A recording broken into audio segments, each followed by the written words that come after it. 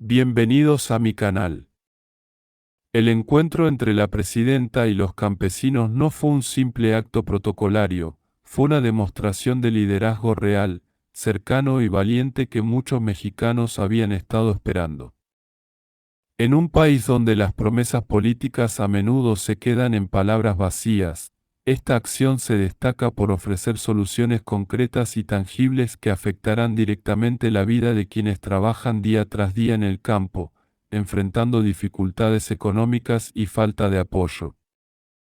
Este momento no solo fortalece la confianza de los campesinos en que su voz puede ser escuchada, sino que también envía un mensaje claro a toda la ciudadanía: la política puede servir verdaderamente al pueblo cuando se actúa con compromiso y responsabilidad.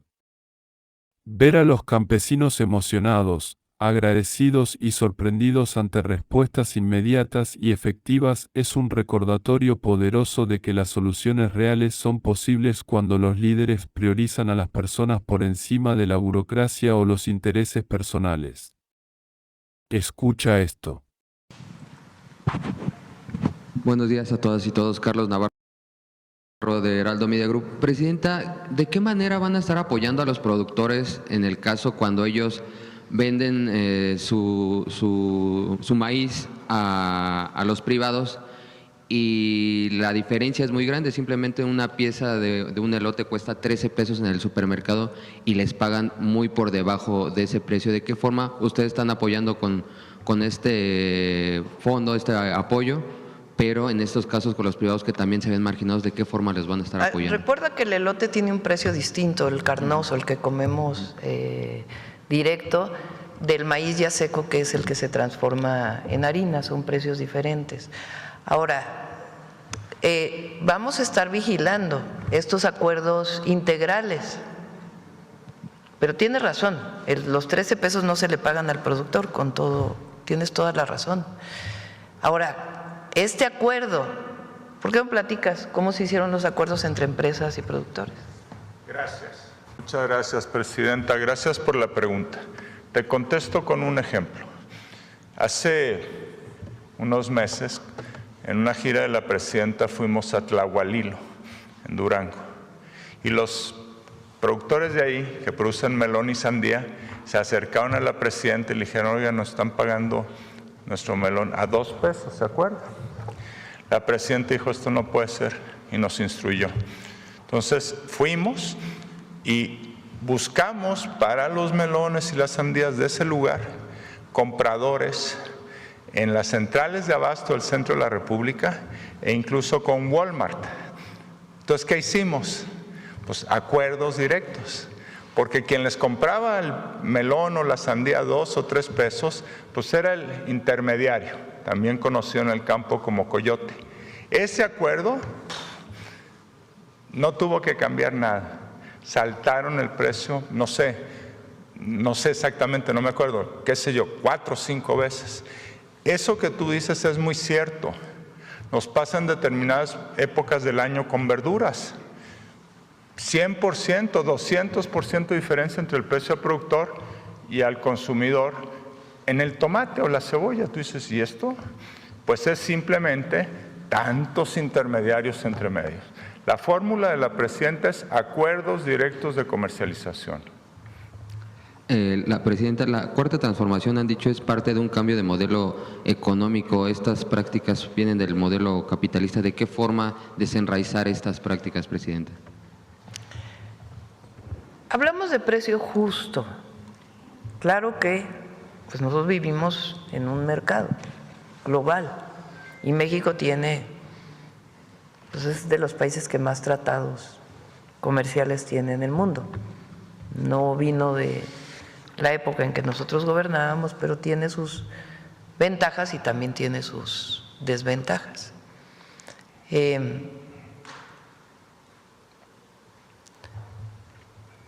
¿Qué estamos construyendo particularmente para el maíz? ¿Qué apoyos damos hoy? Producción para el bienestar. Es un apoyo al inicio de la siembra para casi 2 millones de pequeños productores de máximo 2 hectáreas. Esos productores tienen una buena parte de su maíz de autoconsumo. Siembran maíz, la milpa, la histórica milpa, y de ahí se alimentan. ¿Qué es lo que ha venido pasando? Pues con todo el periodo neoliberal, es que muchos de estos productores ya ni siquiera siembran o les alcanza para su autoconsumo y tienen que comprar afuera.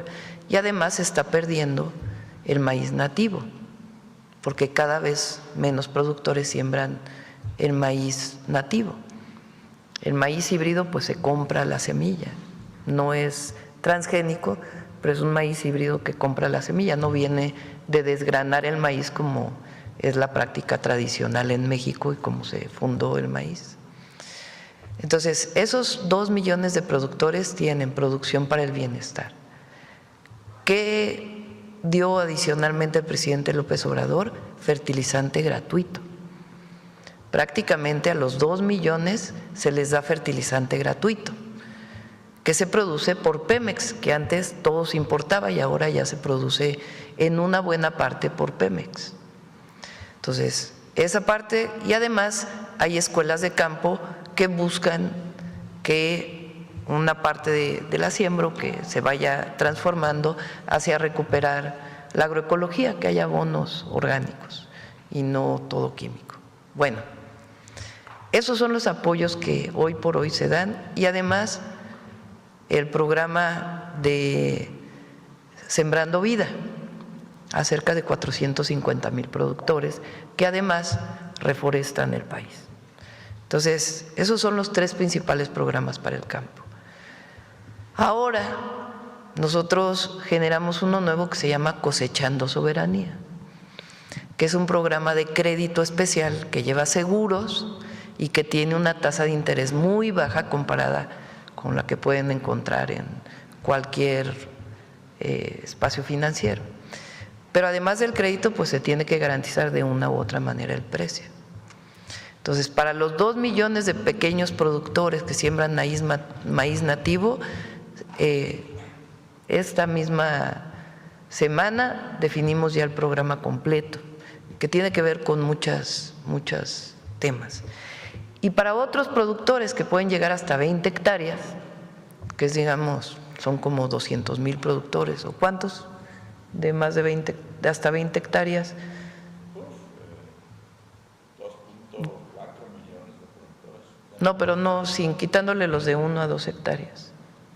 Bueno, son como 500,000 productores de hasta 20 hectáreas y después vienen los demás hectáreas que ahí ya no se apoya. Para esos productores estamos diseñando pues este esquema al que también pueden entrar los productores de 1 a 2 hectáreas. Es muy distinto a lo que había en el periodo neoliberal. En el periodo neoliberal lo que había pues eran estos garantías, coberturas que se daban principalmente al productor grande, al de Sinaloa, una parte del Bajío, a esos que hoy tienen más de 100 hectáreas o que rentan 1,000 hectáreas, porque a lo mejor no son suyas, pero la rentan para su producción y que han ido concentrando una buena parte de la producción de maíz en México. A eso se les apoyaba en el periodo neoliberal, a los pequeños se les daba el Procampo y punto, no había más. Entonces sí es distinto. Presidenta, ayer en la Cámara de Diputados aprobó la ley contra la extorsión. Sin embargo, hubo una reserva que reduce las penas para los servidores públicos, la complicidad de los servidores públicos. ¿Cuál es su opinión al respecto, Presidenta? ¿Otra vez? Ayer se aprobó la ley contra extorsión en la Cámara de Diputados, sí, y en una de las reservas que plantea el diputado Ricardo Monreal es reducir la pena a servidores públicos que tengan complicidad en estos actos de extorsión. No tenía la información, hoy averiguamos exactamente de qué se trata y por qué lo está planteando Monreal. Vamos a ver, vamos a ver exactamente de qué se trata. Gracias. Y preguntarle, en su libro menciona a Pepe Barberán, también el documental. ¿Algún día ha pensado usted qué hubiera pasado si Pepe Barberán no le hubiera conectado con el expresidente Andrés Manuel López Obrador? Pues otro destino de mi vida hubiera sido. La verdad. Pepe Barberán, José Barberán, un científico, él trabajaba en el, si mal no me acuerdo, en centro de, no me acuerdo cómo se llamaba, de la UNAM. Formó muchísima gente, muchísimos. Él siempre fue un hombre un gran científico que además siempre apoyó a los movimientos sociales, populares. Cuando viene en 1988 y viene la candidatura del ingeniero Cárdenas, Pepe Barberán se acerca al ingeniero Cárdenas y después saca un libro posterior al fraude electoral de cómo se hizo el fraude electoral. En esa época formó a muchísima gente, jóvenes, especialistas en bases de datos, y que muchos de ellos se especializaron en bases de datos electorales, muchísimos. Quien le decimos el bicho, Emiliano, que hoy trabaja ahí en la Agencia de Transformación Digital, que trabajó muchísimos años con el presidente López Obrador, fue formado por Pepe Barberán también. Muchísimos jóvenes. Posteriormente, pues se acerca al presidente López Obrador, una persona extraordinaria, Pepe Barberán. Presidenta, por último, preguntarle… y él fue, para todos los que no han leído el libro, ni el libro Gracias, que también lo cuenta el presidente, él es el que un día me llama por teléfono en el año 99 y me dice: oye, el jefe de gobierno, bueno, me pide ver, nos vemos con Pepe. Pepe además pues conocía a mi madre, porque mi madre pues es académica de la UNAM, eran más o menos de la misma generación, y me dice: oye, te quiero ver, y me dice: oye, es que me pide el jefe de gobierno electo que si te interesa ser secretaria de Medio Ambiente. Y le dije: ay, pues no sé, déjame ver con la familia. Y ahí consulté con la familia, lo platicamos, tomé la decisión, y ya fue cuando me convoca el entonces jefe de gobierno electo, Andrés Manuel López Obrador, y él veía mucho a la gente en el Sanborns de ahí de San Ángel. Y entonces ahí me dice: pues nos vemos en el Sanborns de San Ángel a tal hora. Y entonces llegué y me dijo, así como cuento en el libro, directo. Yo trabajaba entonces, ya era investigadora de la UNAM, y trabajaba en un grupo que había formado Mario Molina, el premio Nobel, para investigar la contaminación atmosférica en la zona metropolitana del Valle de México.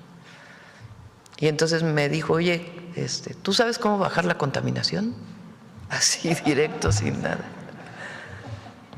Me dicen que trabajas en este grupo con Mario Molina, y le dije: pues creo que sí, porque pues ya había un estudio hecho. Así fue, y de ahí pues fui secretaria de Medio Ambiente. Después me encargó la construcción del segundo piso, hicimos el Metrobús.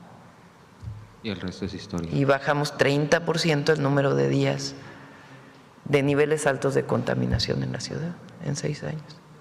Por último, preguntarle, ¿qué información tiene el INEGI? Reporta hoy, presidenta, que hubo un aumento en el empleo alrededor de 820,000 empleos en septiembre. Sí, a ver si lo pones.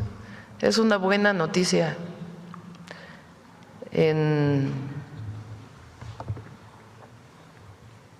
Es la encuesta nacional de ocupación y empleo, incluye los datos de empleo del IMSS, digamos, del empleo que se llama formal, y el de la economía llamada informal, y son 820,149, y es el de los septiembres más altos, ¿no, Zoe? Si no es que el septiembre más alto de la historia en empleo. Hablan porque el tercer trimestre tuvimos algunos problemas y ahora pues se recuperó de manera muy importante. Muchas gracias, buen día a todas y todos. Sí funciona por el bien de todos, sí da resultados, por el bien de todos, primero los pobres. Bueno, vamos aquí ya.